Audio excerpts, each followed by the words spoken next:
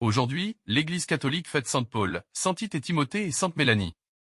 Sainte Paul était une chrétienne de Rome, au milieu du IVe siècle. Épouse et mère de 5 enfants, elle devient veuve à 32 ans. Elle fait partie d'un cercle de dames romaines engagées dans les bonnes œuvres et la pratique des vertus. Ces dames fréquentaient aussi des cours renommés de formation spirituelle, leur maître était Saint Jérôme, secrétaire du pape Damas. À la mort de ce pape, Jérôme abandonne Rome pour aller s'enfuir, vivre en ermite, à Bethléem, au lieu de la nativité du Seigneur.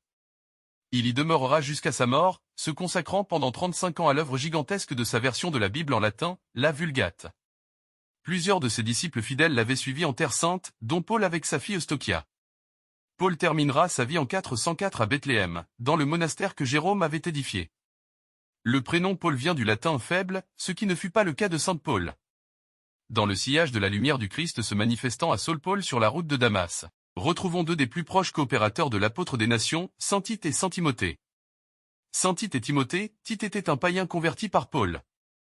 Homme de caractère, il avait le double charisme de l'organisation et de la réconciliation. Paul lui confiera plusieurs missions de paix dans la jeune communauté turbulente de Corinthe. Envoyé par l'apôtre avec ses directives pastorales, c'est la lettre à Tite, celui-ci gouvernera avec sagesse l'église de l'île de Crète. Quant à Timothée, il fut toujours le plus proche compagnon de mission de saint Paul. Dans ces deux lettres à Timothée, on trouve les accents bouleversants de cette amitié entre un père et son fils spirituel et de leur amour passionné pour le Christ. Converti par Paul en Asie mineure, Timothée est avec lui en tous ses voyages missionnaires, de Jérusalem à Rome. Paul lui avait confié l'importante église d'Éphèse et son testament suprême, souviens-toi de Jésus-Christ ressuscité d'entre les morts. Il est notre salut, notre gloire éternelle. Timothée 2 août 2010. Le prénom Timothée vient du grec Théo Dieu. Sainte Mélanie. Mélanie est un prénom féminin issu du grec gène au féminin, signifiant de couleur noire, sombre. Ce prénom était répandu pendant l'Antiquité chez les Grecs et les Romains, puis refit apparition vers 1500 dans plusieurs pays occidentaux, en particulier en Allemagne et en Grande-Bretagne. À partir des années 1970, le succès de Mélanie a fortement décru. Mais ce prénom est alors arrivé en France où il était demeuré assez rare. Sa faveur a cru régulièrement au point de culminer vers 1990 en atteignant le 6e rang du palmarès des prénoms féminins. Sainte, Saint Tite et Timothée, Sainte Mélanie, priez pour nous. Évangile de Jésus-Christ selon saint Marc. En ce temps-là, Jésus disait aux foules: il en est du règne de Dieu, comme d'un homme qui jette en terre la semence. Nuit et jour, qu'il dorme ou qu'il se lève, la semence germe et grandit, il ne sait comment.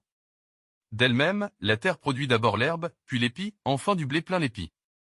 Et dès que le blé est mûr, il y met la faucille, puisque le temps de la moisson est arrivé. Il disait encore: à quoi allons-nous comparer le règne de Dieu? Par quelle parabole pouvons-nous le représenter? Il est comme une graine de moutarde. Quand on la sème en terre, elle est la plus petite de toutes les semences. Mais quand on l'a semée, elle grandit et dépasse toutes les plantes potagères, et elle étend de longues branches, si bien que les oiseaux du ciel peuvent faire leur nid à son ombre. Par de nombreuses paraboles semblables, Jésus leur annonçait la parole, dans la mesure où ils étaient capables de l'entendre.